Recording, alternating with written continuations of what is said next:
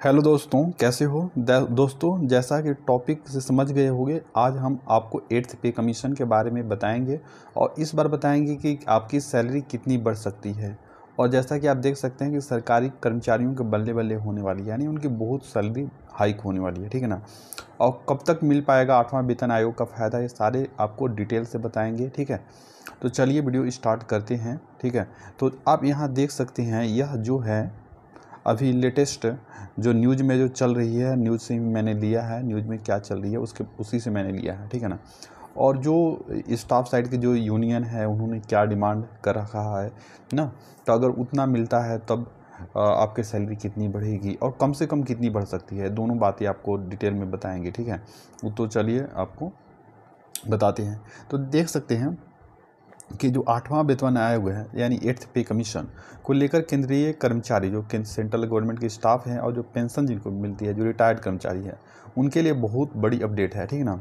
तो आप देख सकते हैं कि इसकी 1 जनवरी 2026 से लागू होने की प्रबल संभावना है। यानी कि 1 जनवरी 2026 से आपको मिलेगा, एरियर मिल जाएगा। एक्चुअली लागू तो होगा, डिले लागू होने में तो लेट होगा। ऐसा नहीं है कि 1 जनवरी 2026 से आपका लागू हो जाएगा। हो सकता है कि लास्ट 2026 के लास्ट में मिले या अक्टूबर नवंबर तक लागू हो जाए, लेकिन एरियर मिल जाएगा जनवरी से, ठीक है ना। तो यह 7वें वेतन आयोग के 10 साल के कार्यकाल की समाप्ति के बाद होगा। जैसा कि पता है कि 2016 में 7th पे कमीशन आया था, तो हर 10 साल के बाद आता है। उससे पहले 2006 में आया था, उसके बाद 2016 में, और उसके बाद 2026 में, उसके बाद 2036 में आएगा, ठीक ना, इस तरह से।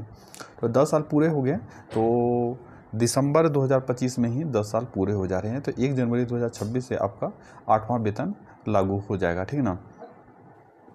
और यदि किसी कारणवश इसे लागू करने में देरी होती है, अगर 1 जनवरी 2026 को लागू नहीं हो पाती है, लेट से होती है, तो क्या होगा, तो भी कर्मचारियों और पेंशनभोगियों को पिछले तारीख से एरियर मिलने की पूरी संभावना है। यानी जैसे आप डीए एरियर देखते होंगे कि महंगाई भत्ता बढ़ जाती है जनवरी में, लेकिन मिलती है मार्च से, तो मार्च या अप्रैल से मिलती है, तो बाकी 3 महीना की एरियर मिल जाती है। उसी तरह से इसमें भी आपको मिलने की पूरी संभावना है। तो अब देखते हैं कि कितना आपका कैलकुलेशन करके देख सकते हैं कि कितना आपका सैलरी बढ़ेगा ना। तो वेतन आयोग द्वारा वेतन वृद्धि मुख्य रूप से फिटमेंट फैक्टर, उसके लिए एक फिटमेंट फैक्टर होता है। जैसे कि जो आपका 7th पे कमीशन आया था, वहाँ फिटमेंट फैक्टर 2.57 था, ठीक ना। तो 8वें वेतन आयोग है, उसमें फिटमेंट फैक्टर कितनी रह सकती है, तो 1.92, कम से कम तो 1.92 रहेगा, मैक्सिमम 2.86 तक जा सकती है ना। जो स्टाफ साइड के जो यूनियन है, तो उन्होंने डिमांड किया है 2.86, तो हो सकता है 2.86 मिल जाए, और कम से कम 1.92 तो रहेगा, ठीक ना। मान के चल सकते हो कि 2 कम से कम रहेगा, ठीक है ना, 2 के अप्रॉक्स रहेगा, ठीक है ना। और हो सकता है 2.86 भी मिल जाए, ठीक है। तो आप देख सकते हैं कि न्यूनतम सैलरी की गणना अगर मान के चलते हैं कि अगर 2.86 जो स्टाफ साइड की यूनियन डिमांड करे, अगर उतना मिल जाता है फिटमेंट फैक्टर, तो 18,000 जो है उसको 2.86 से मल्टीप्लाई कर देंगे तो उतना नया बेसिक मिलेगा, ठीक है ना। तो न्यू बेसिक का कैलकुलेशन कैसे किया जाता है, जो पुराना बेसिक है उसको फिटमेंट फैक्टर से मल्टीप्लाई कर देते हैं, तो जो भी आता है वो नया बेसिक बन जाता है। तो अगर मान लेते हैं कि न्यू बेसिक जो लेवल 1 के जो स्टाफ हैं, ठीक है ना, तो उनका लेवल नया बेसिक कैलकुलेट करना है, तो 2.86 से मल्टीप्लाई कर देंगे तो 51,480 रुपया मिल जाएगा, ठीक है। लेकिन आपको पता ही है कि जब वेतन आयोग आता है तो डीए 0 हो जाता है, ठीक है, डीए 0 हो जाता है। तो ग्रॉस सैलरी का कैलकुलेशन कैसे करेंगे, ये तो आपका बेसिक सैलरी होगा, जो 51,480 रुपये आप देख रहे हैं, तो मात्र बेसिक सैलरी है। उसके बाद आपको और चीज़ें भी मिलती है, जैसे house rent allowance, TA, special allowance वगैरह भी मिलती है किसी किसी डिपार्टमेंट में। तो ग्रॉस सैलरी करने के लिए basic plus DA plus TA plus DA on TA plus HRA plus special allowance. तो स्पेशल अलाउंस जो होती है सभी डिपार्टमेंट में नहीं मिलती है, कुछ डिपार्टमेंट में मिलती है, ठीक है ना। तो डीए तो आपका 0 हो जाएगा, ठीक है ना। तो यहाँ पर जो रहेगा तो बेसिक आपने देखा कि 51,480 हो गया, प्लस डीए तो 0 हो जाएगा। जब भी पे कमीशन आता है तो डीए 0 हो जाता है। उसके बाद धीरे धीरे 2% 3% कर करके 6 महीना में बढ़ते जाता है, ठीक है ना। उसके बाद टीए अभी आप देख सकते हैं कि जो एक सिटी है, तो वहाँ पर 1350 रुपये टीए मिलते हैं। जब 7th पे कमीशन आया था तो उस समय भी 1350 रुपये एक सिटी में था, और बाकी जो सिटी थे उसमें 900 प्लस 900 था, ठीक है ना। तो मान के चलते हैं कि उतना ही रखता है इस बार भी, तो 1350 तो कम से कम रहेगा। हो सकता है इससे ज़्यादा ही होगा क्योंकि महंगाई बढ़ गई है, तो टीए भी आपका बढ़ ही जाएगा। तो मिनिमम जो पहले था वही मान लेते हैं कि 1350 है, तो 1350 रहेगा। तो उस स्थिति में 1350 मान लेते हैं। और डीए और टीए वो फिर से जीरो हो जाएगा। हाउस रेंट अलाउंस, तो हाउस रेंट अलाउंस जो जब भी पे कमीशन आती है तो बड़े सिटी यानी एक सिटी में आपको 24% मिलती है। उसके बाद फिर डीए 25% क्रॉस कर जाता है, तो वह 24 की जगह आपका 27% हो जाता है। फिर उसके बाद 30% हो जाता है। तो शुरू में आपको 24% एक सिटी में मिल जाएगी।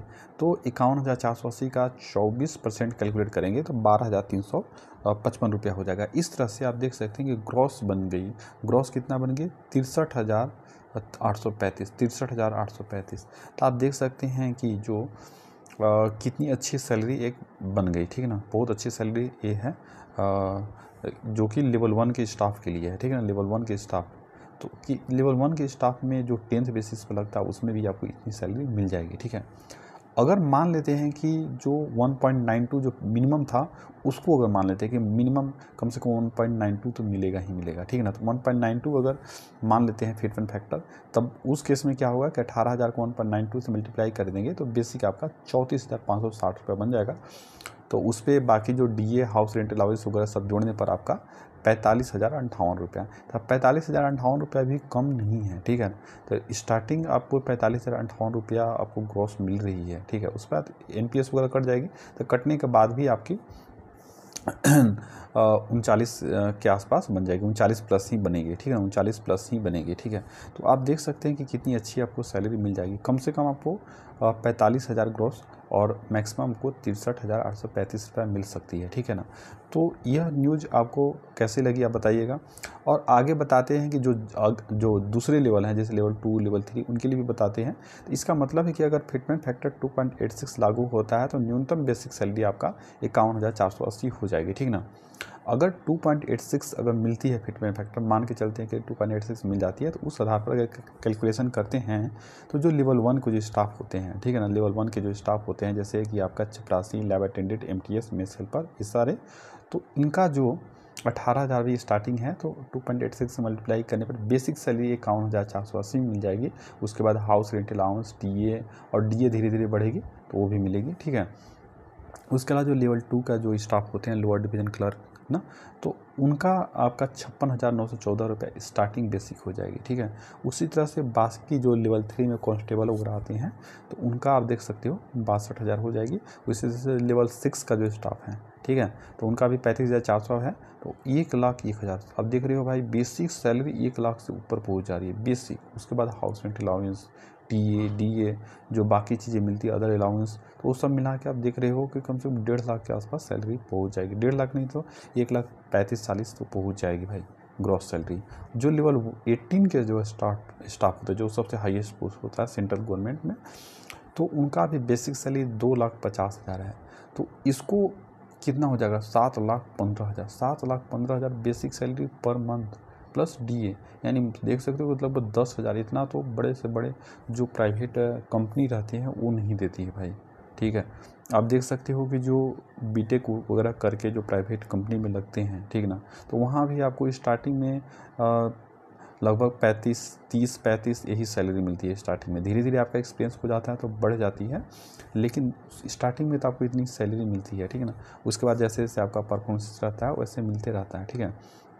तो ये सारी चीज़ें मैंने बताया कि स्टार्टिंग सैलरी के बाद, उसके बाद आपका इंक्रीमेंट लगते रहता है, प्रमोशन होते रहता है, तो धीरे धीरे और ज़्यादा आपको सैलरी बढ़ेगी, ठीक है ना। अगर पेंशन की बात किया जाए तो अभी आपको पता है कि कम से कम 9,000 तो पेंशन मिलता ही है। अगर इसको फिटमेंट फैक्टर 2.86 से मल्टीप्लाई कर दिया जाए तो 8 पे कमीशन के अनुसार आने के बाद कम से कम 25,740 रुपया तो आपको पेंशन बनेगी, ठीक है ना। 25,740 रुपया बनेगी, ठीक है ना।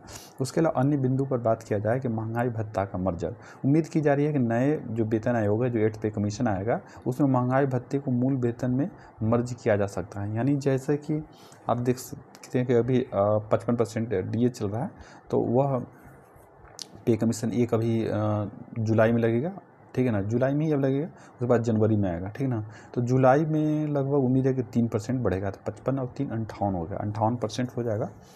और उसके बाद दिसंबर तक में 2% या 3% मान सकते हो, तो 60 कम से कम 60 या 61 हो जाएगा, ठीक है ना। तो 60 अगर 61 हो जाता है तो ये भी उम्मीद है कि उसको बेसिक के साथ मर्ज कर दिया जाए, उसके बाद फिटमेंट फैक्टर से मल्टीप्लाई कर दिया जाएगा। तो अगर ये होता है तो और ज़्यादा सैलरी बढ़ जाएगी। हालांकि जो स्टाफ साइड की यूनियन है उनका ये डिमांड है कि पहले डीए को बेसिक के साथ मर्ज किया जाए, उसके बाद फिटमेंट फैक्टर जो भी होगा उसे मल्टीप्लाई किया जाए। तो अगर ऐसा होता है तो कई गुना सैलरी बढ़ जाएगी, ठीक है ना। उसके अलावा जो हाउस रेंट अलाउंस भी आपको मिलेगी। जब भी पे कमीशन आता है तो सब जो एक सिटी में 24% मिलता है, वाई सिटी में 16%, उसके बाद जेड सिटी में 8%। तो एक सिटी तो बड़े बड़े मेट्रो सिटी हो जाते हैं। और उसके अलावा जैसे ही डीए आपका 25% क्रॉस कर जाएगा तो 8, 16, 24 है तो 9, 18 और 27 हो जाती हैं। उसके बाद 50% डीए क्रॉस कर जाएगा तो 10, 20 और 30, यानी एक सिटी में 30% आपका हो जाएगा।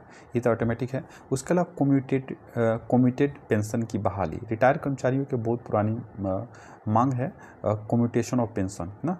कम्यूटेशन ऑफ पेंशन की बहाली की अवधि को 15 साल से घटाकर, अभी 15 साल से है, उनका मांग है कि उसे 12 साल कर दिया जाए। यह मुद्दा 8वें वेतन आयोग के टर्म ऑफ रेफरेंस में शामिल किया जा सकता है, ठीक ना। और लाभार्थी कितने लोगों को लाभ होगा, तो लगभग 51 लाख केंद्रीय कर्मचारी और 68 लाख पेंशन भोगी जो पेंशन लेते हैं उनको लाभ होगा, ठीक है ना। तो कुल मिलाकर जो 8वां वेतन आयोग से केंद्रीय कर्मचारी और पेंशनियों जो पेंशन भोगी हैं जिनको पेंशन मिलता है, पेंशनर्स के लिए बहुत बड़ी खुशखबरी है, ठीक है ना। तो अगर आपको ये वीडियो पसंद आया तो इसे लाइक करें, चैनल को सब्सक्राइब करें and share this video to your friends and relatives and comment करके बताना कि अगला वीडियो आपको कौन से टॉपिक पर चाहिए। Thank you friends.